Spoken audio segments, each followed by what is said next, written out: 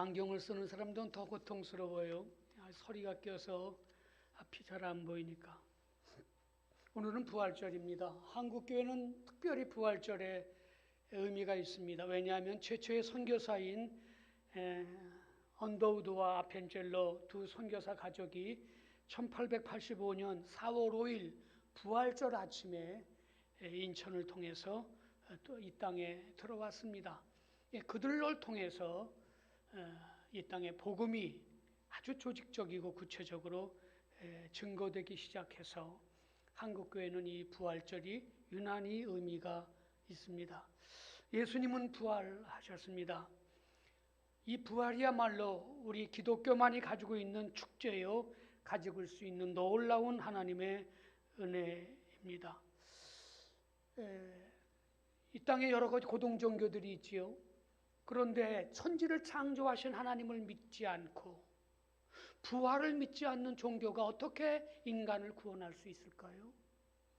인간 최대의 장애는 죽음입니다. 죽음 앞에 모든 것들은 완벽하게 제로에 도달하게 되지요. 이 죽음의 문제를 해결하지 않는다면 그것은 진정한 종교라고 말하기도 어렵습니다. 그런데 그 부활을 믿는 기독교인들조차도 부활이라는 말은 알지만은 부활을 믿고 부활을 살아내는 것은 또 다른 문제인 것 같습니다. 여러분, 수많은 종교들이 있지만은 그 속에서 사망을 이긴 인간의 그 최대 장애를 이긴 진정한 그리스도 예수를 믿는 종교야말로 우리가 생명으로 지키고 따라가야 할 일입니다. 여러분, 유교의 교주 공자는 73세에 죽었습니다. 석가모니는 80세에 배탈로 죽었습니다. 마호메트는 63세에 죽어서 저 사우디아라비아의 메카에 묻혀 있습니다. 기독교를 무너뜨리려면 딱 한 가지만 하면 됩니다. 예수님의 무덤, 거기서 예수님의 유골을 찾아내면 되는 것이지요. 그러면 기독교는, 이 지구상에 있는 모든 기독교는 그 순간 다 무너집니다. 왜냐하면 우리가 신앙 고백했습니다. 예수님은 십자가에 돌아가시고 3일 만에 부활하셨습니다. 그 무덤이 예수님의 시신이 거기 있다면 그게 거짓이니까, 가짜니까 모든 기독교는 무너집니다. 2000년 동안 많은 사람들이 이 부활을 부정해 보려고 노력을 했지만은 부활은 분명한 역사적 사실이고 지금도 많은 사람들이 예수님을 만나고 있습니다. 부활은 현재 진행적이지요. 성경은 예수님의 부활에 대해서 400편 이상 반복적으로 기록하고 있습니다. 성경은 논쟁하지 않습니다. 예수님은 부활하셨습니다. 예수님은 부활하실 것입니다. 메시아는 부활하셨습니다. 거기서 더 그 말씀을 선포하는 것으로 끝나게 되는 것이지요. 여러분, 그러면 첫 번째 부활을 경험했던 사람들은 어떻게 살았을까를 우리가 함께 돌아가 봤으면 좋겠습니다. 예수님이 이렇게 메시아는 부활할 것이다, 나는 3일 만에 부활할 것이라고 했지만은 아무도 믿지 않았습니다. 첫 번째 마리아들이 그 부활을 믿어서 간 게 아니라 마지막 가는 길이라도 깨끗하게 예수님을 보내드리고 싶어서 간 것 같습니다. 근데 무덤은 열렸고 그때 그 마리아들이 예수님을 만났습니다. 그리고 예수님이 말씀하셨습니다. 내가 다시 살아났으니 가서 알려라. 그래서 그 여인들이 다니면서 그의 같이 예수를 믿었던, 따랐던 사람들에게 예수님이 살아났다고 말을 했지만 아무도 그들의 말을 믿지 않았습니다. 사람이 죽으면 다시 사는 법은 없으니까요. 그리고 예수님을 따라갔던 그 제자들은 이제 예수를 죽였으니, 그 괴수를 죽였으니 그 따라가는 모든 것들도 다 이 땅에서 멸절시켜 버려야 된다 하는 소문이 들렸습니다. 그래서 예수님 앞에서 목숨을 다해서 당신을 따르겠습니다, 당신을 지키겠습니다, 칼을 빼들고 어떤 놈이 당신을 해하려고 하면 내가 목숨껏 지키겠다고 외쳤던 제자들마저도 집에 꽁꽁 들어가서 숨어서 바깥으로 나아가지 못했습니다. 성경은 그것을 분명하게 말합니다. 19절에는 뭐라고 말합니까?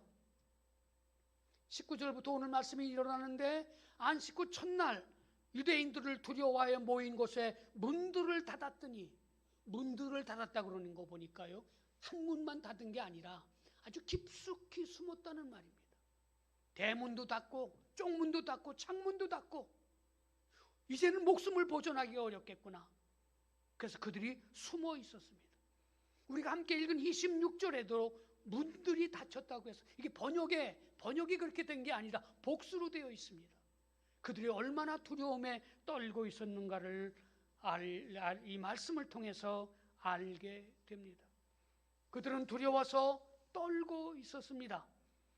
그리고 유대인과 로마 정부의 그 생명의 위협 때문에 그들은 고통스럽게 숨어서 지금 모여 있었던 것이지요. 예수님이 한창 사람들 앞에 인정받고 인기를 얻고 많은 그 사람들의 그 호응을 받을 때는 그들은 누가 예수님의 오른편이 되고 왼편이 되고 예수님의 더 사랑받는 제자가 될 것인가 가지고 경쟁을 했던 그들이 예수님의 십자가 앞에서 무너져 버릴 수밖에 없었습니다. 신앙인이여 제자라고 할지라도 부활을 경험하지 못하면 모든 사람은 이렇게 살아갈 수밖에 없는 것이지요. 그래서 누가 바깥에서 문을 두드려도 절대 열지 않습니다. 예수님을 만난 그 여자아이가 베드로에게 말할 때도 베드로도 이 아이가 미쳤나? 그렇게 생각했다고 성경은 기록하고 있습니다. 그때 예수님은 제자들을 탓하지 않고 그냥 들어오셨습니다. 26절을 오늘 있는 대로 한번 읽어보겠습니다. 여드레를 지나서 제자들이, 여드레는 예수님이 부활하신 지 8일이 지났다는 겁니다. 첫 번째 여인들이 예수님을 만난 지 8일이 지나서 제자들이 다시 집 안에 있을 때에 도마도 함께 있고 문들은 닫혔는데 예수께서 오사 가운데 서서 이르시되 샬롬 하고 말씀하셨습니다. 문을 열지 않았는데 예수님이 그냥 들어오셨습니다. 그게 부활의 예수님의 모습입니다. 누구도 탓하지 않고 어떤 환경에도 전혀 관여하지 않고 예수님은 쑥 그 인생 속으로, 그 삶 속으로 들어오신 것이지. 그것이 부활하신 예수님의 모습입니다. 이 장면을 누가는 이렇게 기록하고 있습니다. 그들이 놀라고 무서움에 사로잡혀서 유령을 보는 줄로 생각하였다. 예수님이 나타나셨는데 유령, 우리나라 말로 말하면 귀신인가 하였다는 거죠. 예수님이 부활하셔서 그 시공을 초월해서 갑자기 들어오셨을 때에 그들이 너무 놀라서 유령인가 귀신인가 하였다는 것이지요. 그때 예수님께서 그들에게 당신이 부활하신 그 메시아임을 알게 하기 위해서 먹을 것을 달라고 요청하셨고 생선을 받아서 그들과 함께 식사를 하셨다라고 누가는 아주 더 상세하게 기록하고 있습니다. 아마 이 누가는 의사이기 때문에 좀 더 세상을 관찰하는 눈이 좀 달랐고 기술하는 태도가 달랐던 것 같습니다. 오늘 예수님은 부활하셨습니다. 우리 앞에 어떤 문이 있는지 모르겠습니다. 닫힌 문. 이 세상에는 나밖에 없다. 아무도 나의 아픔, 나의 외로움, 나의 이 고통, 나의 이 쓸쓸함을 해결해 줄 사람이 없다. 그래서 그 갇혀있는 그 속에 주님은 그대로 우리 안에 들어오셔서 우리를 진정한 자유와 해방과 영생의 길로 인도해 주실 수 있는 분입니다. 성경은 왜 들어왔는지 설명하지 않습니다. 여러분, 아브라함을 불러내실 때도 아브라함이 이러이러한 성품을 가지고 그의 과거 경력이 이렇기 때문에 내가 아브라함을 불렀다라고 말하지 않습니다. 바울을 부를 때에도 네가 이러이러했기 때문에 이래서 내가 너를 부른다 말씀하시지 않고 그냥 우리의 인생의 중심으로 우리를 불러내시게 되는 것이지요.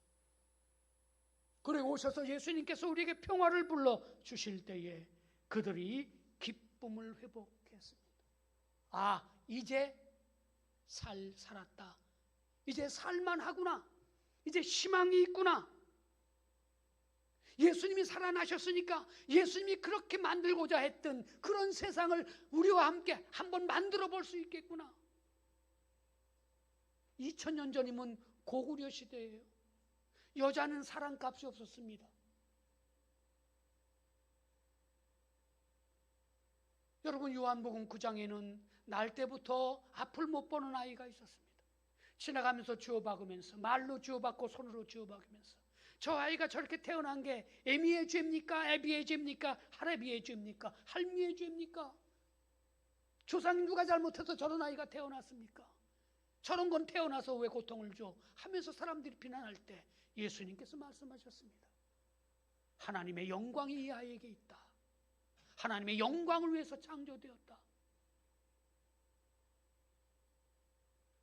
예수님은 어떤 사람들이 가지고 있는 고정관념 갖고 오겠지 않았습니다. 예수님은 거의 의도적으로 사마리아에 가셨습니다. 사마리아에 가서 여인에게 찾아가셨습니다. 남자들은 왜 우물가를 갑니까? 그 여인이 놀랬지요. 유대인인 당신이 왜 사마리아 땅에, 하필이면 또 나에게? 이때 어떤 주경학자들은 이때 물을 길러오는 여인들은 아마 그 가정에 있는 그런 요조 숙녀가 아니었을 거라고 생각을 합니다. 이 길거리 여자일 확률이 높다는 겁니다. 그때 풍속이 그렇게 찾아가서 그 여인을 찾아가시는 분입니다. 그리고 예수님이 만들고 싶었던 그 세상을 만들 수 있겠구나. 개인적인 소망과 희망이 생겼습니다. 소망이 생겼습니다. 사람들에게 비난받는 세리들, 그런 사람들의 친구가 되신 주님과 함께 이 땅에 공정하고 자유와 사랑이 강물처럼 흘러가는 그런 땅을 만들어갈 수 있지 않겠는가? 내가 그 하나님의 일에 작은 역할이라도 감당할 수 있지 않겠는가 하는 희망으로 그들이 살게 되었던 것이지요. 예수님은 문을 열 필요가 없습니다. 아무리 꼭꼭 닫혀진 문에도 들어오시는 분입니다. 주님이 선택했기 때문에 여러분과 제가 아무리 예수님을 거절해도 저와 여러분은 이제 주님께 인침받은 주님의 자녀들입니다. 그러므로 마땅히 부활의 능력을 덧입고 살아가야 할 것입니다. 부활의 신앙은 우리의 시련을 통해 시련을 이길 수 있는 힘을 가져다 줍니다. 좌절을 이길 수 있는 힘을 가져다 줍니다. 여러 세상이 주는 고통과 염려와 걱정으로부터 이겨낼 수 있는 용기를 가져다 줍니다. 여러분, 빌립보 감옥에 바울과 실라가 옷이 벗겨져서 만신창이가 됐습니다.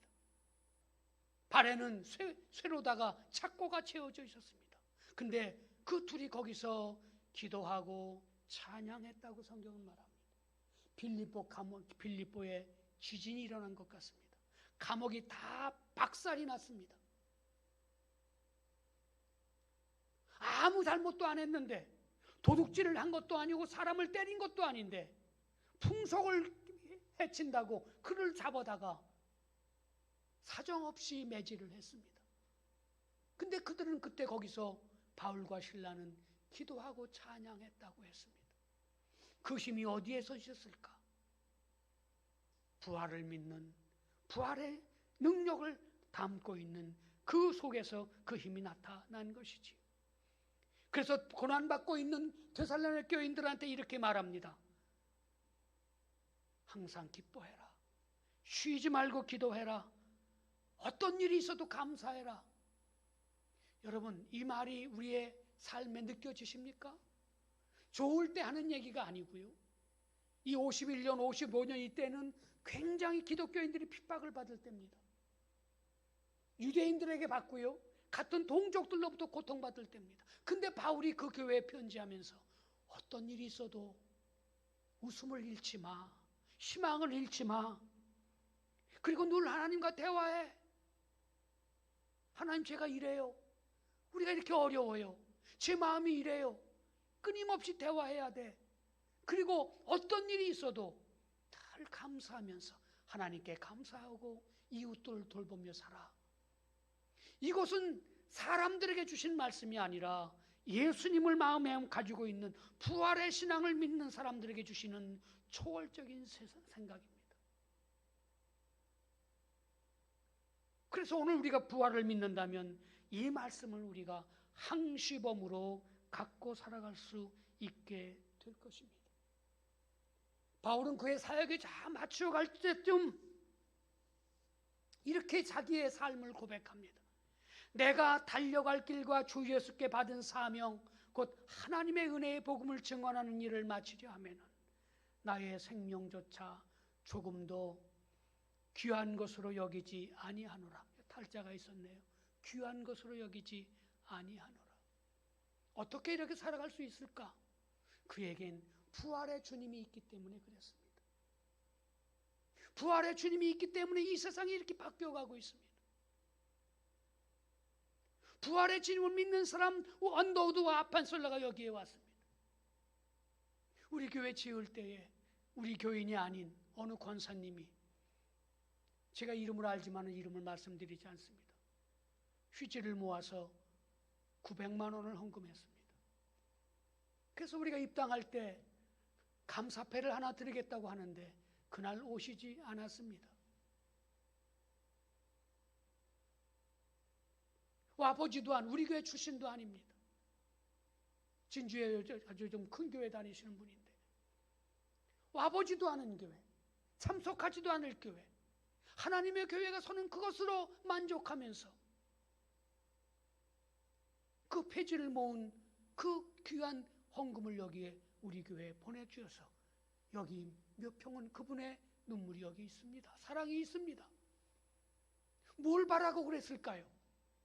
알아주는 사람도 없고 내가 가서 예배 드릴 자석도 아닌데도 그분은 그냥 아무 조건 없이, 제가 한번 찾아가서 인사를 했더니 그냥 수줍어하면서 아무 말씀도 안 하시고 그냥 웃고만 있어서 그 후에 교제를 나누지 못했습니다. 그냥 마음에 담고 있습니다.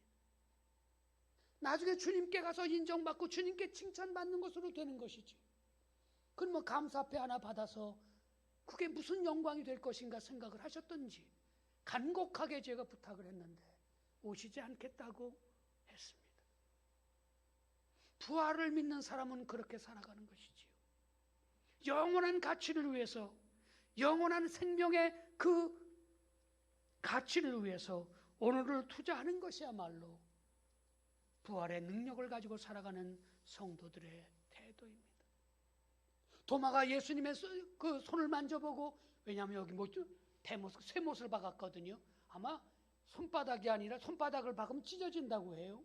여기를 박아서 혈관을, 그 동맥을 끊어 놓는다고 해요. 그러니까 아마 이 손목 쪽을 박은 것 같아요. 그리고 너무 고통스럽게 그 아우성을 치거든요. 그 막 소리를 지른다 그래요. 그 십자가에 달리면. 그러면 그 병사들이 그 자비를 베푸냐고 이 옆구리를 찔러서 빨리 죽게 해주는, 그게 이제 그 십자가형을 달리는 사람들 앞에 일종의 자비라고 합니다. 그래서 옆구리를 찔러서, 그리고 이제 이 신장을 찌르면 마지막에 그 죽음을 그 확인하기도 한다고 그래요. 그래서 예수님의 옆구리에 창자국이 있지요. 그걸 도마가 넣어보면서 나의 주 나의 하나님 하고 부활을 믿고 따라 살기를 결정했고, 이 도마는 인도에 가서 순교했습니다. 그러면서 예수님이 하신 말씀이 오늘 설교의 제목이지요. 너는 나를 만져보고 믿으니까 나를 구주로 아는데 내 뒤에 오는 사람들은 만져보지 않고도 나를 구주로 영접하는데 그들은 더 행복할 것이다. 우리를 향해 주님이 말씀하셨습니다. 만져지는 것이 없고 보이는 것이 없고 잡히는 것 없지만은 인격적으로 주님을 만나고 정말 살아있는 예수님을 우리가 나의 인생 속에 모시게 될 때에 우리의 삶이 달라지고 그들이 가졌던 기쁨과 희망과 용기를 갖게 되는 것, 그것이 진정 행복한 사람들의 모습이라고 말씀해 주고 있는 것이죠. 여러분, 이제 생각해 보니까 도마보다 베드로보다 우리가 더 행복한 시대를 살고 있습니다. 그들은 예수님 만드는 떡을 먹고 만져보기라도 했지만 우리는 부활하신 온전한 그분을 우리의 인격으로 받아들이고 우리의 삶으로 받아들이고 예수님과 함께 살게 되었으니 예수님의 말씀처럼 그 뒤에 있는 사람들이 더 행복하다는 그 말씀이 우리에게 적용될 줄 믿습니다. 여러분, 부활에 대해서 신학자 에릭 사원이 이렇게 말했습니다. 부활절은 예수님의 부활로부터 시작하여 우리 성도의 부활로 끝난다. 그러므로 우리는 두 개의 부활절 사이에 살고 있다. 이제 명목적인 부활 거절합시다.